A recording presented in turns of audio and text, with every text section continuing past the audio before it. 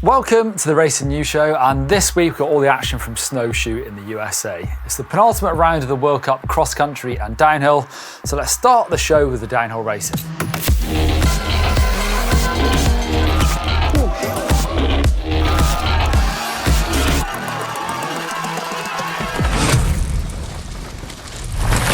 In Snowshoe, conditions were quite hard actually. It was a greasy track that was drying for the finals. It's a really hard track anyway, in good conditions, with big rock sections that are fairly flat and look really hard to carry speed on. So lots of mechanicals and crashes all week. Benoit Coulange broke his scaphoid, and a big crash from Dean Lucas as well. Get well soon, guys.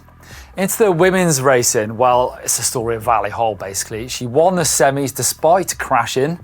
So in the finals, it looked like she almost settled for third place, and she took the overall with one round to go. Maureen Cabarrou, looking super consistent, won her second race in a row. Nina Hoffman second, Valley third, Tani Seagrave fourth, and Gloria Scarzi fifth. She also races quite a lot of enduro as well, so good to see Gloria Scarzi on that podium. Lots of action in the men's final. Jackson Golson punctured, so not good for his overall. He was on Prototype Max's tyres as well. Lucas Shaw was looking really good, but a crash took him out of the action. What could have been for Luca? But his American compatriot Dakota Norton had another great weekend, finished third place. But what a weekend for Irish downhill. There's always been a great scene in Ireland and a core of downhill races at the World Cups, but never have they been this good before.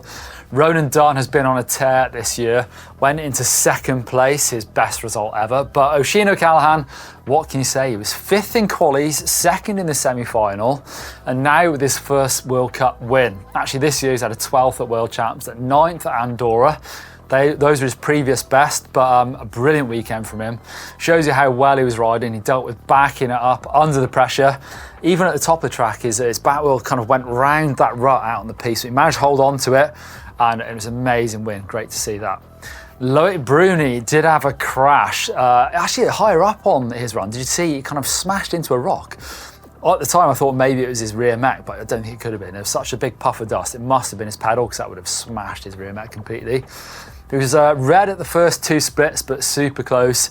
Then he went green on the third split. You can actually kind of see him threading the needle between this rock and the tree, and actually caught this tree with his handlebars.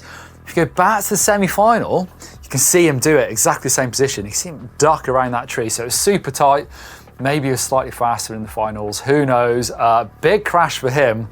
Lucky for him that he kind of isn't injured and he's ready to race next week, although I'm sure he'll be feeling pretty bruised. I don't want to get ahead of himself too far, but next weekend we're going into Montserrat, which is another brutal track. In fact, probably more brutal than Snowshoe. It's got a bigger mountain with some massive rocks as well, so I wonder if Loic Bruni's going to be feeling up to it next weekend. The 4 Brits and 2 Irish in the top 10. Maybe that tells you a bit about the kind of track. It's not a massive hill at Snowshoe, kind of flat and rocky in the middle, kind of a bit like a British track where you've got to carry speed, but super interesting.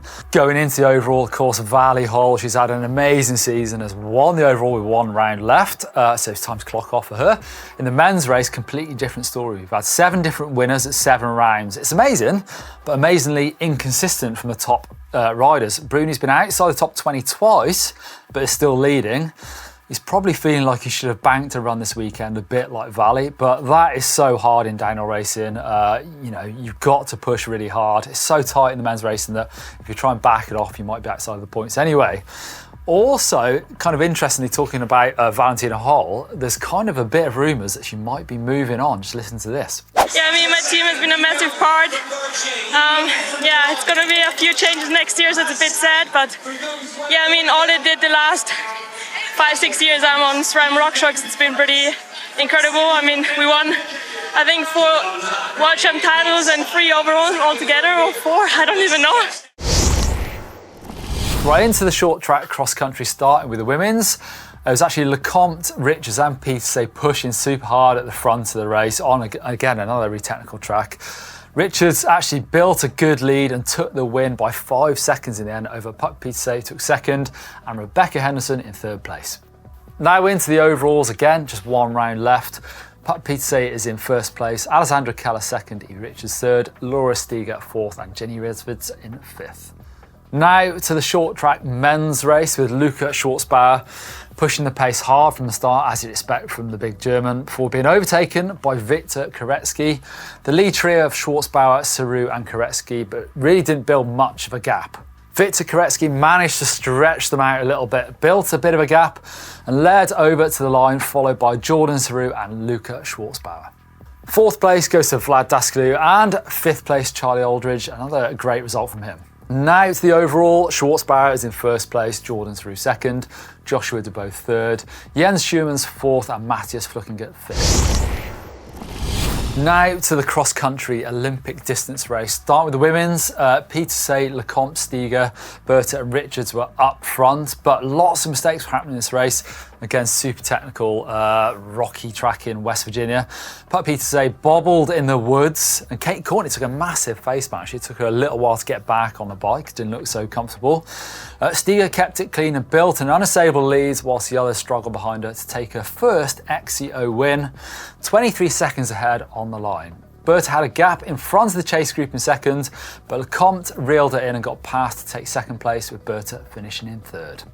A great ride from Sevilla Blanc in fourth place, a name I've not seen much from, and a return to form from Yolanda Neff in fifth place. Pat Peterse was sixth, which was enough for her to take the overall, again with one round left. Brilliant ride from Pat Peterse this year in the cross-country Olympic. In second place is Mona Mittenweiler and Lona Lecomte in third. The men's XCO got off to a fast start, again with Charlie Aldridge, Jordan Sarrou, Alan Hatherley and Luca Schwarzbauer at the start. Pidcock actually dropped back at the start and then got up to the lead, battling with Koretsky. But he did pick up a front puncture whilst he was up there. Actually got the spare wheel. Obviously it's much faster to swap out a front wheel, but actually he put the front wheel on but had a mud tyre on it. And within a lap he got back to lead group, but came back to the pits again to change that front wheel back to a dry tyre, which dropped him back to 16th place. Nino Schurter messed up in the technical climb in the woods, lost a bit of time there. Also had a knock-on effect on a few other riders caught behind him. Schwarzbauer and Sarrou then built a gap at the front, with Schwarzbauer then puncturing on the rear. Sarrou then out to the lead to build a really decent sized gap, with a Swiss trio of Guarini, Schurter and Fluckengert all chasing him down. On to the final lap, we've got Guarini who took the lead just ahead of Sarrou and Schurter. Pidcock actually made it back up to fifth after those two technical stops early in the race.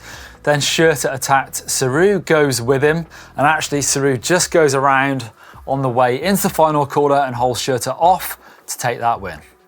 Those top five positions were Jordan Sarrou in first, Nino Schurter second, Marcel Guarini third, Matthias Fluckengert fourth and Tom Pidcock in fifth. Schwarzbauer ended up down in 11th place. The championship now looks like this going into the final round. Again, Nino Schurter is leading. Jordan Sarrou is second, just 89 points back. Matthias Fluckengert third, Luca Schwarzbauer fourth, and they are the only four who could potentially win the overall title.